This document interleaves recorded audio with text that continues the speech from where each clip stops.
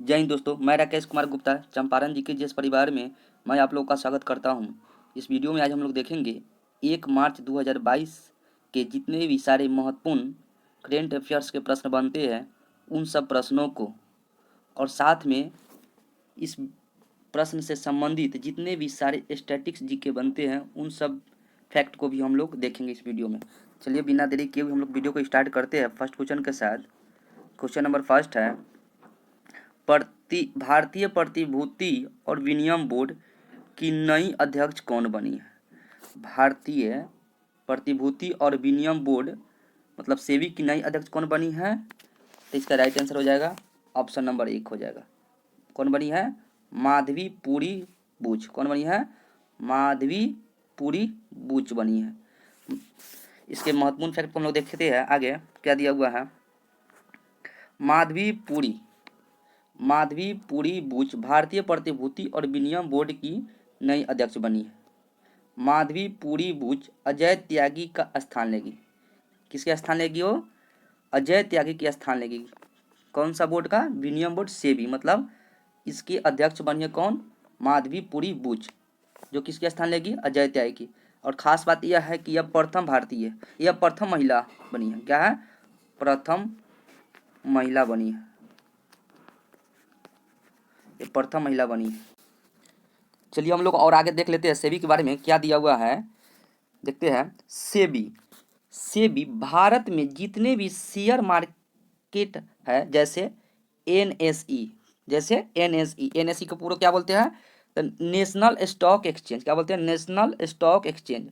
और बीएसई जिसको बोलते हैं बॉम्बे स्टॉक एक्सचेंज, इसे सेबी रेगुलेट करता है। कौन रेगुलेट करता है? इसे सेबी रेगुलेट करता है। किसको किसको? एनएसई को और बीएसई को। कौन रेगुलेट करता है?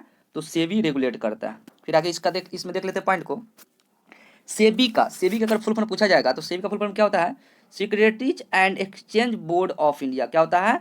Securities and exchange board of India होता है, जिसको हिंदी में क्या बोलते हैं? भारतीय प्रतिभूति और विनिमय बोर्ड बोलते हैं। क्या बोलते हैं? भारतीय प्रतिभूति और विनिमय बोर्ड। और सेबी का स्थापना पूछा जाएगा तो सेबी का स्थापना 12 अप्रैल 1988 को हुआ था। कब हुआ था? 12 अप्रैल 1988। कहीं कहीं पर देता है 12 अप्रैल 1992 को भी देता है। ठीक है ना। और आगे देख लेते हैं इसमें अगर सेबी का मुख्यालय पूछा जाएगा तो कहाँ है? मुंबई में है। कहाँ पर है? मुंबई के कौन सा राज्य में पड़ता है? तो महाराष्ट्र में है। और सेबी के अध्यक्ष अभी कौन बन गई है? तो माधवी पुरी बुच बन गई। कौन बन गई है? माधवी पुरी बुच, जो अजय त्यागी का स्थान लेगी। ठीक है ना। चलिए हम लोग आगे देखते हैं। पिछली टॉप 5 महिलाओं की नियुक्ति का हम लोग रिवीजन एक बार कर लेते हैं। ठीक है ना। पिछली बार जो 5 महिला को नियुक्त किया गया है उसमें हम लोग थोड़ा सा इसको देख लेते हैं कौन महिला किस पद पर बनी है। तो पहला में है अंतर्राष्ट्रीय ओलंपिक समिति एथलीट आयोग की नई अध्यक्ष। मतलब अंतर्राष्ट्रीय ओलंपिक समिति, जिसको इंग्लिश में क्या बोलते हैं? आईओसी, एथलीट्स आयोग की नई अध्यक्ष कौन बनी गई है? तो एम्मा। कौन है?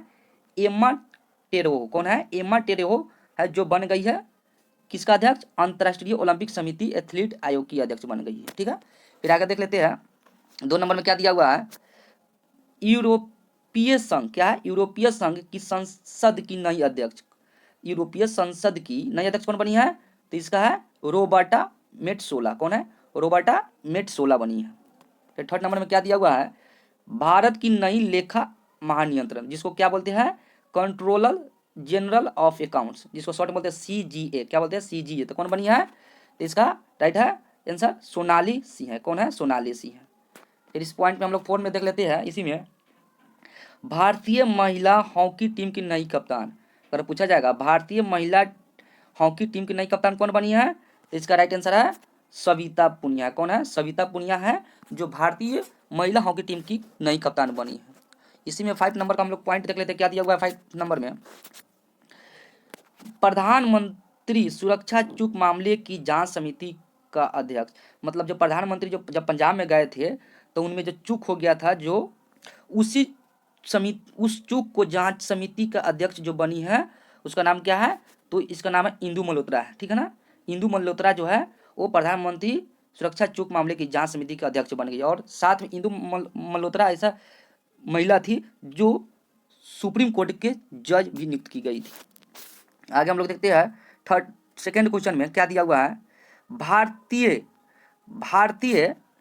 भाषाओं के भारतीय भाषाओं के प्रचार पर जोर देने के लिए भाषा सर्टिफिकेट सेल्फी अभियान का शुरुआत किस मंत्रालय ने किया है? मतलब भारतीय भाषाओं के प्रचार पर जोर देने के लिए भाषा सर्टिफिकेट, क्या है, भाषा सर्टिफिकेट सेल्फी अभियान का शुरुआत किस मंत्रालय ने किया है? तो इसका राइट आंसर हो जाएगा शिक्षा मंत्रालय ने किया है। किस मंत्रालय ने किया है? शिक्षा मंत्रालय ने किया है। इसका राइट आंसर क्या हो जाएगा? शिक्षा मंत्रालय हो जाएगा। ऑप्शन नंबर बी हो जाएगा। चलिए इसके महत्वपूर्ण फैक्ट को हम लोग देख लेते हैं। क्या दिया हुआ है?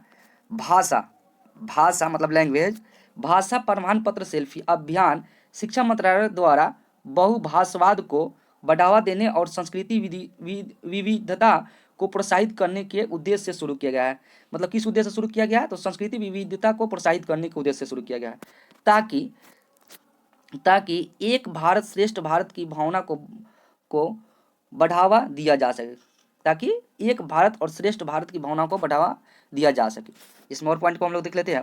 भाषा सर्टिफिकेट सेल्फी अभियान लोगों को अपने सोशल मीडिया अकाउंट्स पर अपने सर्टिफिकेट के साथ सेल्फी पोस्ट करते समय हैशटैग, क्या है, हैशटैग देखते हैं क्या दिया हुआ है, हैशटैग भाषा सर्टिफिकेट सेल्फ का इस्तेमाल करने के लिए प्रोत्साहित करती है। ठीक है, देख लेते हैं। अगर पूछा जाएगा अभी वर्तमान में शिक्षा मंत्री कौन है, तो वर्तमान में शिक्षा मंत्री कौन है? तो इसका राइट है आंसर धर्मेंद्र प्रधान। कौन है? धर्मेंद्र प्रधान है, जो वर्तमान में शिक्षा मंत्री है। ठीक है ना। देख लेते हैं पिछले टॉप 5 अभियानों का हम लोग रिवीजन एक बार इसमें कर लेते हैं। एक नंबर पे दिया हुआ है प्री प्राइमरी, क्या है, प्री प्राइमरी छात्रों के लिए खुले मैदानों में कक्षाएं आयोजित करने के लिए क्या है, पराय शिक्षालय जिसको बोलते हैं पड़ोस स्कूल अभियान कौन सा राज्य शुरू करेगा? तो इस कौन सा राज्य शुरू करेगा? तो ये पश्चिम बंगाल करेगा। कौन करेगा? पश्चिम बंगाल। अगर पूछा जाएगा पश्चिम बंगाल के मुख्यमंत्री वर्तमान में कौन है, तो ये कौन है? ममता बनर्जी है। कौन है? ममता बनर्जी जी है। और वही पूछेगा कि बंगाल का अभी वर्तमान में कौन है राज्यपाल, तो कौन है? जगदीश मुखी है। कौन है? जगदीश मुखी है। चलिए इसमें हम लोग सेकेंड पॉइंट को देख लेते हैं। क्या दिया हुआ है? ग्रामीण क्षेत्रों की सफाई स्वच्छता के लिए क्लैप, क्या है, क्लैप अभियान को किस राज्य ने शुरुआत किया है? तो क्लैप अभियान को कौन सा राज्य शुरुआत किया है? तो आंध्र प्रदेश राज्य किया है। आंध्र प्रदेश की मुख्यमंत्री वर्तमान में कौन है? तो आंध्र प्रदेश के वर्तमान में मुख्यमंत्री है जगनमोहन रेड्डी जी है। कौन है? जगनमोहन रेड्डी जी है। चलिए हम लोग थर्ड पॉइंट को इसमें देख लेते हैं। किस राज्य की सरकार ने कन्याओं तथा महिलाओं को आत्मनिर्भर बनाने के लिए पंख अभियान, कौन अभियान है? पंख अभियान का शुरुआत की है? तो इसका राइट आंसर कौन सा हो जाएगा? मध्य प्रदेश हो जाएगा। मध्य प्रदेश है जो पंख अभियान शुरू किया है। और पंख अभियान में किसको आत्मनिर्भर बनाने के लिए? तो कन्याओं तथा महिलाओं को। चलिए हम लोग 4 पॉइंट को देख लेते हैं। किस भारतीय रक्षा बल ने ऑपरेशन सर्द हवा को शुरुआत की है? तो इसका राइट है आंसर BSF। क्या है? BSF, जिसका पूरा नाम क्या होता है? बॉर्डर सिक्योरिटी फोर्स होता है। देख लेते हैं अगला पॉइंट में 5 नंबर क्या दिया हुआ है। किस प्रौद्योगिकी मंच ने जागरूक वोटर, कौन है? जागरूक वोटर अभियान शुरू किया था? ये ट्विटर शुरू किया। कौन शुरू किया है? ट्विटर शुरू किया। चलिए हम लोग देखते हैं आगे थर्ड नंबर क्वेश्चन में क्या दिया हुआ है। थर्ड नंबर क्वेश्चन को देखते हैं। राष्ट्रीय विज्ञान दिवस 2022 कब मनाया गया है? मतलब राष्ट्रीय विज्ञान दिवस कब मनाया जाता है? तो इसका राइट आंसर हो जाएगा ऑप्शन नंबर 4 हो जाएगा। मतलब 28 फरवरी को मनाया जाता है। कब मनाया जाता है? 28 फरवरी को राष्ट्रीय विज्ञान दिवस मनाया जाता है। चलिए देख लेते हैं इसमें इंपोर्टेंट पॉइंट को क्या दिया हुआ है। 28 फरवरी को राष्ट्रीय विज्ञान दिवस 2022 के रूप में मनाया गया है। मतलब कब मनाया गया? 28 फरवरी को। यह दिन भारतीय भौतिकी विज्ञानी चंद्रशेखर वेंकटेश्वर रमन, कौन है? चंद्रशेखर वेंकटेश्वर रमन किसका वैज्ञानिक है? भौतिकी विज्ञान का, के द्वारा रमन प्रभाव की खोज के उपलक्ष्य में मनाया जाता है। कौन सा प्रभाव? रमन प्रभाव की खोज के उपलक्ष्य में 28 फरवरी को राष्ट्रीय विज्ञान दिवस मनाया जाता है, जिसके लिए उन्हें 1930 ईस्वी में नोबेल पुरस्कार मिला था। और पूछा जाएगा चंद्रशेखर वेंकटेश रमन को, मतलब जिसको सीवी रमन बोलते हैं, क्या बोलते हैं? सीवी रमन बोलते हैं। सीवी रमन को नोबेल पुरस्कार पूछा जाएगा कब दिया गया था? तो 1930 ईस्वी में दिया गया था। और किसके लिए दिया गया था? तो रमन प्रभाव। और किसके लिए दिया गया था? तो इसको रमन प्रभाव खोज किए थे, उसी के लिए इसको 1930 में रमन नोबेल पुरस्कार दिया गया था। देख लेते हैं अगला पॉइंट इसी में, वर्ष 2022 की थीम, वर्ष 2022 की थीम क्या है? तो वर्ष 2022 की थीम क्या है? 28 फरवरी को जो राष्ट्रीय विज्ञान दिवस मनाया जाता है, उसमें 2022 का थीम क्या है, मतलब विषय वस्तु क्या है? तो सतत भविष्य के लिए विज्ञान और प्रौद्योगिकी में एकीकृत दृष्टिकोण। क्या है? सतत भविष्य के लिए विज्ञान और प्रौद्योगिकी में एकीकृत दृष्टि, मतलब इसको इंग्लिश में बोलते हैं integrated approach in A science and technology for suitable future. ठीक है ना? चलिए हम लोग देख लेते हैं पिछले टॉप 5 दिवस, मतलब पिछले कुछ 5 दिवस को हम लोग देख लेते हैं और उसको थीम को भी हम लोग एक बार रिवीजन अच्छे से कर लेंगे। ठीक है, फर्स्ट में है विश्व चिंतन दिवस। अगर पूछा जाएगा विश्व चिंतन दिवस कब मनाया जाता है, तो 22 फरवरी को मनाया जाता है। कब मनाया जाता है? 22 फरवरी को विश्व चिंतन दिवस मनाया जाता है। और इसका विषय वस्तु क्या है 2022 में जो मनाया गया 22 फरवरी को विश्व चिंतन दिवस? तो इसका थीम है हमारा विश्व हमारा समान भविष्य। क्या है? हमारा विश्व हमारा समान भविष्य है। चलिए सेकंड में हम लोग देख लेते हैं अंतर्राष्ट्रीय मातृभाषा दिवस। क्या है? अंतर्राष्ट्रीय मातृभाषा दिवस। तो ये कब मनाया जाता है? तो 21 फरवरी को मनाया जाता है। कब मनाया जाता है? 21 फरवरी को मनाया जाता है। और 2022 में जो अंतर्राष्ट्रीय मातृभाषा दिवस जो मनाया गया है, उसका थीम क्या, मतलब विषय वस्तु क्या है? इसका थीम है बहुभाषी। क्या है? बहुभाषी शिक्षा के लिए प्रौद्योगिकी का उपयोग, चुनौतियों और अवसर। क्या है? चुनौतियों और अवसर। इसमें थर्ड पॉइंट को हम लोग देख लेते हैं विश्व सामाजिक दिवस। अगर विश्व सामाजिक दिवस पूछा जाए कब मनाया जाता है, तो 20 फरवरी को मनाया जाता है। कब मनाया जाता है? 20 फरवरी को विश्व सामाजिक दिवस मनाया जाता है। और जो 20 फरवरी को जो सामाजिक दिवस मनाया गया है, इसका थीम क्या था? तो इसका थीम था achieving social justice through formal employment. क्या है? Achieving social justice through formal employment. चलिए हम लोग फोर्थ पॉइंट को देखते हैं। फोर्थ पॉइंट में क्या दिया हुआ है? 4 नंबर क्वेश्चन को हम लोग देखेंगे दोस्तों। मास्को। क्या है? मास्को वुशु स्टार्स चैंपियन 2022 के जूनियर टूर्नामेंट में भारतीय, क्या है? भारतीय वुशु खिलाड़ी कौन है? वुशु खिलाड़ी सादिया तारिक ने कौन सा पदक जीता है? मतलब सादिया तारिक ने कौन सा पदक जीता है? इसका राइट आंसर हो जाएगा स्वर्ण पदक जीता है। कौन सा पदक? स्वर्ण पदक जीता है। ऑप्शन नंबर 1 हो जाएगा। देख लेते हैं इसके महत्वपूर्ण पॉइंट को। भारतीय वुशु खिलाड़ी सादिया तारिक कौन है? सादिया तारिक ने Moscow wushu stars championship 2022 junior tournament में फाइनल मुकाबले में रूसी खिलाड़ी को हराकर स्वर्ण पदक जीता है। मगर अगर पूछा जाएगा जो भारतीय वुशु खिलाड़ी है जिसका नाम है सादिया तारिक, वो किस देश के खिलाड़ी को हराकर जीता है? तो रूस के खिलाड़ी को वो हराकर जीते हैं। कौन सा पदक? तो स्वर्ण पदक जीते हैं। ठीक है ना? और इसका आयोजन अगर पूछा जाएगा कहाँ पर हुआ है, तो इसका आयोजन किया गया है मास्को। कहाँ? मास्को कहाँ पर है? रूस में है। चलिए आगे बढ़ते हैं हम लोग, देख लेते हैं क्वेश्चन नंबर 5 को। देखते हैं क्या दिया हुआ क्वेश्चन नंबर 5 में। Tennis tournament. क्या है? Tennis tournament Mexican open 2022। क्या है? टेनिस टूर्नामेंट मैक्सिकन ओपन 2022 को किस खिलाड़ी ने जीता है?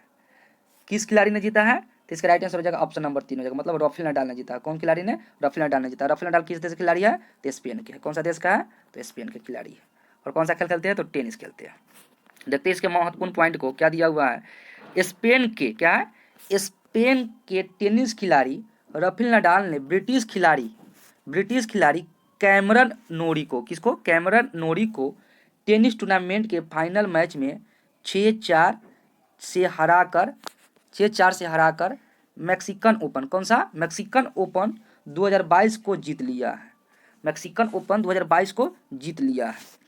और इसमें आगे दिया हुआ है पुरुष युगल में इस किताब के विजेता कौन है? तो पुरुष युगल में कौन सा इस किताब का विजेता है? तो स्पेन के है, जिसका नाम है स्पेन के है फेलिसियान। कौन है? फेलिसियान लोपेज। और ग्रीस के है स्टेफानोस सितसिपास। कौन है? ग्रीस के जो है स्टेफानोस सितसिपास है। ठीक है ना? और अगर पूछा जाएगा कितनी बार स्पेन के जो खिलाड़ी जो राफेल नडाल हो कितनी बार टोटल जीती है, वो तो 21 बार जीते हुए है। ठीक है? अगला इसमें देख लेते हैं इसका आयोजन अगर पूछा जाएगा कहाँ पर हुआ था? इसका आयोजन किया गया था अकापुल्को। कहाँ पर? अकापुल्को, जो कहाँ पड़ता है? मैक्सिको। देखते हैं आगे क्या दिया हुआ है। पिछले टॉप 5, क्या है? पिछले टॉप 5 टेनिस किताब से जुड़े प्रश्नों का एक बार हम लोग रिवीजन कर लेते हैं। मतलब जी 5 टॉप टेनिस किताब जो हुआ है उससे जुड़े हुए जितने भी प्रश्न बनते हैं उन सब प्रश्नों के बार हम लोग रिवीजन कर लेते हैं। फर्स्ट में है रियो ओपन टेनिस, क्या है? रियो ओपन टेनिस एटीपी 500 किताब जीतने वाले विश्व के सबसे कम उम्र के खिलाड़ी कौन बने हैं? तो कौन बने हैं? तो बन गया है कार्लोस अल्काराज। कौन बने हैं? Carlos Alcaraz. सेकेंड पॉइंट को देख लेते हैं। टेनिस टूर्नामेंट अर्जेंटीना ओपन 2022 का किताब किसने जीता है? मतलब कौन सा टेनिस अर्जेंटीना ओपन 2022 का किताब किसने जीता है? तो कौन जीता है? तो इस जीता है कैस्पर रूड। कौन जीता है? कैस्पर रूड जीते हैं। चलिए हम लोग इसमें थर्ड पॉइंट को देख लेते हैं। टेनिस टूर्नामेंट टाटा ओपन में पुरुष युगल का किताब किसने जीता है? टेनिस टूर्नामेंट टाटा ओपन, कौन सा है? टाटा ओपन में पुरुष युगल का किताब, पुरुष युगल का किताब किसने जीता है? तो पुरुष युगल का किताब जीता है रामकुमार रामनाथन और रोहन बोनाप्पा। कौन है? राम कुमार रामनाथन और रोहन बोनाप्पा, ये दोनों युगल किताब जीते हैं। और एक और है इस पॉइंट में एक और बात है, अगर पूछा जाएगा ऑस्ट्रेलिया जो हुआ था उसमें सिंगल कौन जीता था पुरुष में? तो उसमें जीता हुआ था राफेल नडाल। कौन जीते थे? राफेल नडाल जीते हुए थे, राफेल नडाल। चलिए हम लोग देख लेते हैं क्वेश्चन नंबर 6 में। देखते हैं क्या दिया हुआ है क्वेश्चन नंबर 6 में। केंद्र सरकार ने युद्ध प्रभावित देश यूक्रेन में फंसे भारतीय नागरिकों को वापस लाने के लिए किस मिशन को शुरू किया है? मतलब केंद्र सरकार ने युद्ध प्रभावित देश, जहां अभी युद्ध हो रहा है यूक्रेन और रूस के बीच, किसके बीच? यूक्रेन और रूस के बीच में हो रहा है, तो इसमें जो फंसे भारतीय नागरिकों है उसको वापस लाने के लिए किस मिशन को शुरू किया गया है? तो इस मिशन का नाम है ऑपरेशन गंगा है। कौन सा मिशन है? ऑपरेशन गंगा। इस क्वेश्चन को हम पहले भी बतलाए हुए थे और आज इसका रिवीजन भी हो गया। और पूछा जाएगा ऑपरेशन गंगा किसके द्वारा शुरू किया गया है? तो ये अपना विदेश मंत्री कौन है? एस जयशंकर। ऑपरेशन गंगा के थ्रू ही केंद्र सरकार ने यूक्रेन में जितने भी फंसे भारतीय नागरिक है उनको भारत लाया जा रहा है। कहाँ पर? भारत लाया जा रहा है। देख लेते इसके महत्वपूर्ण पॉइंट को। केंद्र सरकार ने युद्ध प्रभावित देश यूक्रेन, कहाँ है? यूक्रेन में फंसे भारतीय नागरिकों को वापस लाने के लिए ऑपरेशन गंगा नामक मिशन शुरू किया गया। इस मिशन के तहत यूक्रेन में से भारतीय नागरिकों को वापसी खर्च केंद्र सरकार किया जाएगा। मतलब इसमें जितना भी खर्च होगा ना वो केंद्र सरकार के द्वारा उस खर्च को लिया जाएगा। और कौन सा ऑपरेशन है? ऑपरेशन गंगा। चलिए आगे की ओर हम लोग बढ़ेंगे। क्या दिया हुआ है क्वेश्चन नंबर 7 में। आईपीएल टीम पंजाब किंग्स के नए कप्तान कौन बने? मतलब पंजाब किंग्स के नए कप्तान कौन बने हैं? तो इसका राइट आंसर हो जाएगा ऑप्शन नंबर 4, मयंक अग्रवाल बने। कौन बने हैं? Mayank Agarwal IPL team Punjab Kings का बन गए हैं। चलिए हम लोग इसके महत्वपूर्ण पॉइंट को देखते हैं।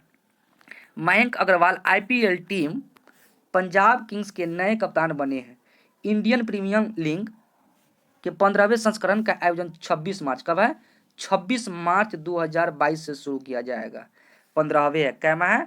15वें संस्करण है आईपीएल का। तो इसका शुरुआत कब से किया जाएगा? तो 26 मार्च और 2022 से किया जाएगा। और ये पूछा जाएगा कि मयंक अग्रवाल किसका स्थान ले रहा है कप्तान पंजाब का? तो ये केएल राहुल का ले रहा है। किसका? केएल राहुल के स्थान पर ये आ रहा है, केएल राहुल के स्थान पर। चलिए और हम लोग इसको देख लेते हैं मेन पॉइंट को। और पूछा जाएगा आईपीएल के बारे में हम लोग देख लेते हैं क्या दिया हुआ है। आईपीएल, तो आईपीएल का पूरा नाम क्या होता है? तो इंडियन प्रीमियर लीग होता है। क्या होता है? इंडियन प्रीमियर लीग होता है। इसको हिंदी में बोलते हैं इंडियन प्रीमियर लीग। और पूछा जाएगा आईपीएल का पहला संस्करण कब खेला गया था? तो पहला संस्करण 2008 में खेला गया था। आईपीएल का पहला संस्करण कब खेला गया था? तो आईपीएल का पहला संस्करण 2008 में खेला गया था। और 2000 जब 8 में खेला गया था तो उस समय टीम कौन सा विजेता रहा था? तो राजस्थान रॉयल्स विजेता रहा था। कौन सा? राजस्थान रॉयल्स विजेता रहा था। और वहीं पूछा जाएगा उप विजेता कौन रहा था? तो चेन्नई सुपर किंग्स रहा था। कौन सा रहा था? चेन्नई सुपर किंग्स रहा था। अगला पॉइंट इसमें और देख लेते हैं। आईपीएल 2021 में आईपीएल का 14वां, मतलब 2021 में आईपीएल का 14वां संस्करण भारत और यूएई में देशों में खेला गया था। मतलब जो 14वां संस्करण जो हुआ था वो भारत और यूएई देशों में खेला गया था। इसमें अगला पॉइंट हम लोग देख लेते हैं। आईपीएल 2021 में विजेता टीम चेन्नई सुपर किंग्स रहा था। कौन सा रहा था? चेन्नई सुपर किंग्स टीम विजेता 2021 में रहा था, जो कैमा था 14वां संस्करण था।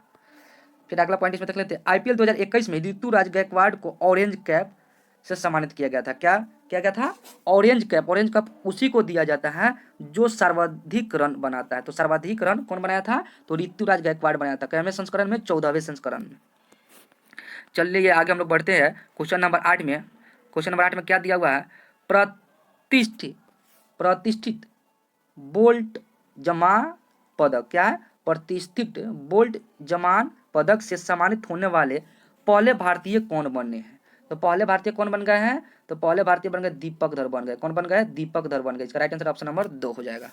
कौन बन गया है? दीपक धर बन गए। देख लेते हैं इसके महत्वपूर्ण पॉइंट को। दीपक धर को सांख्यिकी, क्या है? दीपक धर को सांख्यिकीय भौतिकी के क्षेत्र में उनके योगदानों के लिए प्रतिष्ठित बोल्ट जमान पदक से सम्मानित किया गया है।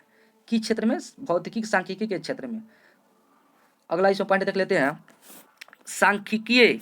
सांख्यिकीय भौतिकी में उत्कृष्ट उपलब्धियों के लिए दिए जाने वाला पदक 8 से 12 अगस्त तक टोक्यो में स्ट्रैफिस 18 सम्मेलन में के दौरान प्रदान किया गया। मतलब 8 से 12 अगस्त तक टोक्यो में स्ट्रैफिस 18वें सम्मेलन के दौरान प्रदान किया जाएगा। मतलब 8 से 12 अगस्त के बीच में इसको दिया जाएगा। चलिए इसमें हम लोग थोड़ा सा और पॉइंट को देख लेते हैं। पिछले टॉप 5 पुरस्कारों का रिवीजन एक बार कर लेते हैं। क्या है? पिछले टॉप 5 पुरस्कारों का रिवीजन एक बार हम लोग कर लेते हैं। युवा गणित के लिए, क्या है? युवा गणितियों के लिए रामानुज पुरस्कार। क्या है? रामानुज पुरस्कार किसे प्रदान किया गया है? तो नीना गुप्ता को दिया गया। किसको दिया गया है? नीना गुप्ता को दिया गया। सेकेंड में हम लोग देख लेते हैं Dada Saheb Phalke international film festival. क्या है? Dada Saheb Phalke film festival award 2022 में फिल्म ऑफ द ईयर, क्या है? फिल्म ऑफ द ईयर पुरस्कार किसे मिला है? तो किसको मिला है? तो पुष्पा। किसको मिला? Pushpa the rise. Pushpa the rise. चलिए हम लोग थर्ड पॉइंट को देख लेते हैं। पाकिस्तान ने किस व्यक्ति को अपने दूसरे सर्वोच्च नागरिक पुरस्कार हिलाल, क्या है? हिलाल ए पाकिस्तान से सम्मानित किया गया है? तो बिल गेट्स को दिया गया है। किसको दिया गया है? बिल गेट्स को दिया गया, जो माइक्रोसॉफ्ट के अभी क्या है? सीईओ और संस्थापक पाकिस्तान ने दिया है। चलिए हम लोग देखते हैं आगे हम लोग पॉइंट 4 में देख लेते हैं क्या दिया हुआ है। 4 पॉइंट में किस भारतीय महारत्न कंपनी को भारत की सबसे भरोसेमंद सार्वजनिक क्षेत्रों के लिए कंपनी की पुरस्कार प्रदान किया गया है? तो इस किसको प्रदान किया गया है? तो कोल इंडिया को दिया गया है। 5 नंबर पॉइंट को हम लोग देख लेते हैं। ऊर्जा अवार्ड्स के 5वें संस्करण में business leader of the year, क्या है? ऊर्जा अवार्ड के 5वें संस्करण में business leader of the year 2022 का पुरस्कार किसे मिला है? तो किसे मिला है? एवन पूनावाला। किसको मिला है? एवन पूनावाला को मिला है। चलिए हम लोग आगे बढ़ेंगे। क्वेश्चन नंबर 9 में क्या दिया हुआ है? दुर्लभ, क्या है? दुर्लभ रोग दिवस 2022 कब मनाया गया? मतलब दुर्लभ रोग जो 2022 में कब मनाया गया है? तो इसका राइट आंसर क्या हो जाएगा? ऑप्शन नंबर 3 हो जाएगा। मतलब 28 फरवरी को ये भी मनाया गया। मतलब विज्ञान दिवस, जिस दिन राष्ट्रीय विज्ञान दिवस मनाया जाता है उसी दिन दुर्लभ रोग दिवस भी मनाया जाता है। चलिए इसका महत्वपूर्ण पॉइंट को हम लोग देख लेते हैं। 28 फरवरी को दुर्लभ रोग दिवस 2022 के रूप में मनाया गया है। हर साल फरवरी के आखिरी दिन यह दिवस मनाया जाता है। कब मनाया जाता है? हर साल यह फरवरी के आखिरी दिन मनाया जाता है। और इसमें देखते हैं पॉइंट को। उद्देश्य, मतलब इसका उद्देश्य क्या है मनाने का? तो उद्देश्य यही है, यह दिन दुर्लभ बीमारियों के प्रति जागरूकता बढ़ाने और दुर्लभ बीमारियों वाले व्यक्तियों और उनके परिवारों के लिए उपचार और चिकित्सा प्रतिनिधित्व तक पहुंच में सुधार के लिए मनाया जाता है। इसका मेन उद्देश्य यही है। और पूछा जाएगा कि जो 2022 में दुर्लभ रोग दिवस जो मनाया गया है, इसका विषय वस्तु क्या है? मतलब इसका थीम क्या है? तो इसका थीम यही है, अपने रंग साझा करें। क्या है? अपने रंग साझा करें, जिस इंग्लिश में बोलते हैं शेयर योर कलर। क्या बोलते हैं? Share your colour. चलिए आगे हम लोग देखते हैं क्वेश्चन नंबर 10 में। क्वेश्चन नंबर 10 में क्या दिया हुआ है?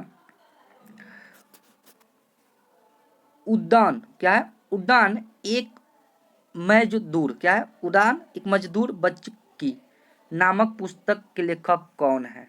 तो कौन है इसका लेखक? तो इसका राइट आंसर हो जाएगा ऑप्शन नंबर 4 हो जाएगा मिथिलेश तिवारी। कौन है? मिथिलेश तिवारी इस पुस्तक का लेखक।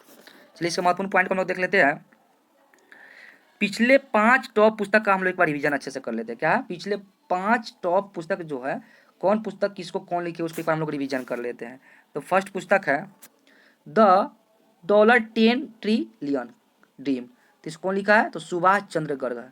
कौन है? सुभाष चंद्र गर्ग। सेकेंड पुस्तक हम लोग देख लेते हैं a little book of India. क्या है? A little book of India, तो इसको लिखा है रस्किन बॉन्ड ने। कौन लिखा है? रस्किन बॉन्ड ने a little book of India लिखा है। तीसरा पुस्तक हम लोग देख लेते हैं, इसमें क्या दिया हुआ है, द एंगल ऑफ कैलाश। क्या है? द एंगल ऑफ कैलाश, तो इसको सुबीरा प्रसाद लिखा है। कौन लिखा है? सुबीरा प्रसाद लिखे है। फोर्थ पुस्तक को हम लोग देख लेते हैं, ऑपरेशन ऑपरेशन ऑपरेशन खत्मा। कौन लिखे है ऑपरेशन खत्मा को? तो आरसी गंजू और आश्विनी भटनागर है। मतलब ऑपरेशन खत्मा कौन लिखे हैं? तो इसको लिखे है आरसी गंजू और अश्विनी भटनागर। और 5 पुस्तक हम लोग देख लेते हैं आगे, the legend of Birsa Munda. क्या है? The legends of Birsa Munda. ये बहुत महत्वपूर्ण पुस्तक है दोस्तों, इसको जरूर आप लोग याद करिएगा, ये बहुत इंपॉर्टेंट क्वेश्चन है। इसको लिखे है तुहिन ए सिन्हा। कौन लिखे है? तुहिन ए सिन्हा और अंकिता वर्मा, ये दोनों मिलकर इस पुस्तक को लिखे है the legend of Birsa Munda. चलिए हम लोग इसमें देख लेते हैं, क्वेश्चन नंबर 11 में क्या दिया हुआ है, भारत सरकार। क्या है? भारत सरकार ने आप्रवासन वीजा विदेशी पंजीकरण ट्रैकिंग योजना कब तक जारी रखने की मंजूरी दी है? कब तक ले मंजूरी दी है? तो मार्च 2024 तक ले इसको जारी करने के लिए मंजूरी दी है। क्वेश्चन नंबर हम लोग 12 में देख लेते हैं, किस राज्य या केंद्र शासित प्रदेश की सरकार ने भारत के पहले इलेक्ट्रिकल ऑफसिस्ट इको पार्क स्थापित करने की मंजूरी दी है? तो इसका कौन है? दिल्ली ने दिया। किसको? इलेक्ट्रिकल ऑफसिस्ट इको पार्क स्थापित करने की मंजूरी दी है। कौन? दिल्ली सरकार ने। चलिए और हम लोग क्वेश्चन नंबर 13 में देखते हैं, विश्व एनजीओ दिवस, मतलब विश्व एनजीओ दिवस कब मनाया जाता था? विश्व एनजीओ दिवस मनाया जाता है 27 फरवरी को मनाया जाता है। कल क्वेश्चन हम दिए हुए थे दोस्तों, और इसको रिवीजन के लिए हम रखे हुए फिर से इस क्वेश्चन को।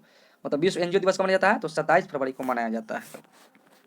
चलिए आगे हम लोग 14 नंबर में देखते हैं, क्वेश्चन नंबर 14 में क्या दिया हुआ है, हेमानंद। क्या है? हेमानंद बिस्वाल का 82 वर्षों की आयु में निधन हो गया है। यह किस राज्य के पहले आदिवासी मुख्यमंत्री थे? तो किस राज्य के थे? तो उड़ीसा के थे, पहले आदिवासी मुख्यमंत्री थे। उड़ीसा का राजधानी अगर पूछा जाता है कहाँ? तो भुवनेश्वर। अगर उड़ीसा में अभी कौन मुख्यमंत्री है? तो नवीन पटनायक का। कौन है? नवीन पटनायक जी है। इसको याद रखिएगा दोस्तों, नवीन पटनायक जी है। चलिए क्वेश्चन नंबर हम लोग 15 में देखते हैं, पोलियो राष्ट्रीय टीकाकरण दिवस 2022 कब मनाया गया? मतलब पोलियो राष्ट्रीय टीकाकरण दिवस 2022 कब मनाया गया है? तो इसका राइट आंसर हो जाएगा 27 फरवरी को मनाया गया। कब मनाया गया? 27 फरवरी को मनाया गया। चलिए दोस्तों, हम लोग जितना भी क्वेश्चन को पढ़े हैं, जितने क्वेश्चन को हम लोग देखे इस वीडियो में, उस सभी क्वेश्चन को हम लोग एक बार फिर से रिवीजन कर लेते हैं फटाफट। ठीक है, पहला क्वेश्चन है, भारतीय प्रतिभूति और विनिमय बोर्ड की नई अध्यक्ष कौन बनी है? तो कौन बनी है? तो माधवी पुरी बुच बनी है। ठीक है, चलिए सेकंड क्वेश्चन को हम लोग देख लेते हैं, भारतीय भाषा के प्रचार पर जोर देने के लिए भाषा सर्टिफिकेट सेल्फी अभियान को किस मंत्रालय ने शुरू किया है? तो शिक्षा मंत्रालय ने किया। चलिए आगे हम लोग थर्ड क्वेश्चन में देख लेते हैं। थर्ड नंबर क्वेश्चन में क्या दिया हुआ है, राष्ट्रीय विज्ञान दिवस 2022 कब मनाया गया? तो राष्ट्रीय विज्ञान दिवस कब मनाया गया? 28 फरवरी को मनाया गया। क्वेश्चन नंबर 4 में देख लेते हैं, क्या दिया हुआ है, मॉस्को वुशु स्टार्स चैंपियनशिप के जूनियर टूर्नामेंट में भारतीय वुशु खिलाड़ी सादिया तारिक ने कौन सा पदक जीता है? तो स्वर्ण पदक जीता। कौन सा पदक जीता है? स्वर्ण पदक जीता है। क्वेश्चन नंबर 5 में हम लोग देखते हैं, टेनिस टूर्नामेंट मैक्सिकन ओपन 2022 को किस खिलाड़ी ने जीता है? तो राफेल नडाल ने जीता है, और टोटल 21 बार ये टूर्नामेंट जीते हुए हैं। ठीक है, राफेल नडाल किस देश के हैं? तो स्पेन के। क्वेश्चन नंबर 6 में देखते हैं, केंद्र सरकार ने युद्ध प्रभावित देशों यूक्रेन में फंसे भारतीय नागरिकों को वापस लाने के लिए किस मिशन को शुरू किया है? तो ऑपरेशन गंगा। कौन है? ऑपरेशन गंगा को शुरू किया है। क्वेश्चन नंबर 7 में देखते हैं, आईपीएल टीम पंजाब किंग्स के नए कप्तान कौन बने हैं? तो मयंक अग्रवाल बने हैं, आईपीएल टीम पंजाब के। क्वेश्चन नंबर 8 में देखते हैं, क्या दिया हुआ है 8 में, प्रतिष्ठित बोल्ट जमान पदक से सम्मानित होने वाले पहले भारतीय कौन बने हैं? मतलब कौन बने हैं? तो दीपक धर बने हैं। क्वेश्चन नंबर 9 में देखते हैं, दुर्लभ रोग दिवस 2022 में कब मनाया गया है? तो 28 फरवरी को मनाया गया है। क्वेश्चन नंबर 10 में देखते हैं, उड़ान एक मजदूर बच्चे की, मतलब उड़ान एक मजदूर बच्चे की नामक पुस्तक कौन है? तो इसका राइट आंसर है मिथिलेश तिवारी। कौन है? मिथिलेश तिवारी जी इसको लिखे हैं। क्वेश्चन नंबर 11 में हम लोग देखेंगे, क्या दिया हुआ है क्वेश्चन नंबर 11 में, भारत सरकार ने आप्रवासन वीजा विदेशी पंजीकरण ट्रैकिंग योजना कब तक जारी करने की मंजूरी दी है? तो मार्च 2026 तक जारी करने की मंजूरी दी है। क्वेश्चन नंबर 12 में हम लोग देखते हैं, किस राज्य केंद्र शासित प्रदेश की सरकार ने भारत के पहले इलेक्ट्रॉनिक अवशिष्ट इको पार्क स्थापित करने की मंजूरी दी है? तो दिल्ली ने दी है। दिल्ली की अगर पूछा जाएगा मुख्यमंत्री कौन है, तो अरविंद केजरीवाल जी है। और किस पार्टी के है? तो आम आदमी पार्टी के है। क्वेश्चन नंबर 13 में देखते हैं, विश्व एनजीओ दिवस 2022 में कब मनाया गया? तो 27 फरवरी को मनाया। कब मनाया गया? 27 फरवरी को मनाया गया। क्वेश्चन नंबर हम लोग 14 में देख लेते हैं, हेमानंद विश्वेश्वरैया बिस्वाल का 82 वर्ष, कितना वर्ष? 82 वर्षों की आयु में निधन हो गया। वह किस राज्य के पहले आदिवासी मुख्यमंत्री थे? तो उड़ीसा राज्य के मुख्यमंत्री थे। क्वेश्चन नंबर 15 में देख लेते हैं, पोलियो राष्ट्रीय क्या है? पोलियो राष्ट्रीय टीकाकरण दिवस 2022 कब मनाया गया? तो 27 फरवरी को मनाया गया। कब मनाया गया? 27 फरवरी को मनाया गया पोलियो राष्ट्रीय टीकाकरण दिवस। चलिए दोस्तों, और आज हम लोग देखते हैं इस वीडियो में आज का महत्वपूर्ण स्टैटिक्स जीके को हम लोग इस वीडियो में देखते हैं। क्या दिया हुआ है? महात्मा गांधी का भारत में पहला सत्याग्रह कौन सा था? तो चंपारण सत्याग्रह था। कौन था? चंपारण सत्याग्रह था। सेकेंड क्वेश्चन को हम लोग देख लेते हैं, एंगस्ट्रम। एंगस्ट्रम की इकाई क्या है? तो एंगस्ट्रम तरंगदैर्घ्य की इकाई है। एंगस्ट्रम तरंगदैर्घ्य की इकाई है। क्वेश्चन नंबर 3 में इसमें हम लोग देख लेते हैं, इलेक्ट्रो क्या है? इलेक्ट्रो इसेफेलोग्राम, जिसको ईईजी क्या बोलते हैं? ईईजी किसकी निगरानी के लिए उपयोग में लाया जाता है? तो ईईजी मस्तिष्क की निगरानी में लाया जाता है। क्वेश्चन नंबर 4 में हम लोग देख लेते हैं, मानव शरीर में लगभग कितनी प्रतिशत पानी होती है? तो मानव शरीर में 70% तक पानी होता है। कहीं कहीं 80% भी देता है। कहाँ? कहीं कहीं 80% भी देता है। अगला क्वेश्चन 5 नंबर हम लोग देख लेते हैं, आइंस्टीन का नोबेल पुरस्कार किस कार्यों के लिए मिला था? मतलब आइंस्टीन का नोबेल पुरस्कार किस कार्यों के लिए मिला था? तो प्रकाश का विद्युत प्रभाव के लिए मिला था। किसके लिए? प्रकाश के विद्युत प्रभाव के लिए मिला था आइंस्टीन का नोबेल पुरस्कार। क्वेश्चन नंबर 6 में देख लेते हैं, एड्स किसके कारण होता है? तो एड्स किस कारण होता है? तो विषाणु के कारण होता है, वायरस के कारण होता है। क्वेश्चन नंबर 7 में हम लोग देख लेते हैं, कश्मीर का शासक क्या है? कश्मीर का शासक जो कश्मीर का अकबर नाम से जाना जाता है वह कौन है? तो जैनुल आबदीन है। कौन है? जैनुल आबदीन है, जो कश्मीर का अकबर के नाम से जाना जाता है। क्वेश्चन नंबर 8 में देख लेते हैं, आज़ादी के बाद भाषा के आधार पर भारत के राज्यों का पुनर्गठन किया हुआ वर्ष कब है? तो 1956 में है। कब है? 1956 में है, जो भाषा के आधार पर पुनर्गठन किया गया था राज्यों का। क्वेश्चन नंबर 9 में हम लोग देख लेते हैं, क्या दिया हुआ है, भारत किस राज्य को चीनी का कटोरा कहा जाता है? भारत को किस राज्य को चीनी का कटोरा कहा जाता है? तो भारत को चीनी का कटोरा कहा जाता है उत्तर प्रदेश को कहा जाता है। किसको कहा जाता है? उत्तर प्रदेश राज्य को कहा जाता है चीनी का कटोरा। चलिए क्वेश्चन नंबर हम लोग 10 में देख लेते हैं, सर्वोच्च न्यायालय का न्यायाधीश अपने पद से त्याग पत्र किससे सौंपता है? तो इसका राइट आंसर हो जाएगा राष्ट्रपति को सौंपते हैं। सर्वोच्च न्यायालय के जो न्यायाधीश होते हैं वो किसको त्याग पत्र देते हैं? तो राष्ट्रपति को देते हैं। चलिए दोस्तों, आज हम लोग वीडियो को यहीं पर समाप्त करते हैं। अगर वीडियो अच्छा लगा हुआ होगा तो आपका अपना चैनल चंपारण जी के जीएस परिवार को जरूर सब्सक्राइब कर लीजिएगा और अपने दोस्तों के पास जरूर शेयर करिएगा, ताकि उन लोगों को भी इसी तरह के छोटे छोटे वीडियो देखने को हमेशा मिलते रहेगा। जय हिंद दोस्तों।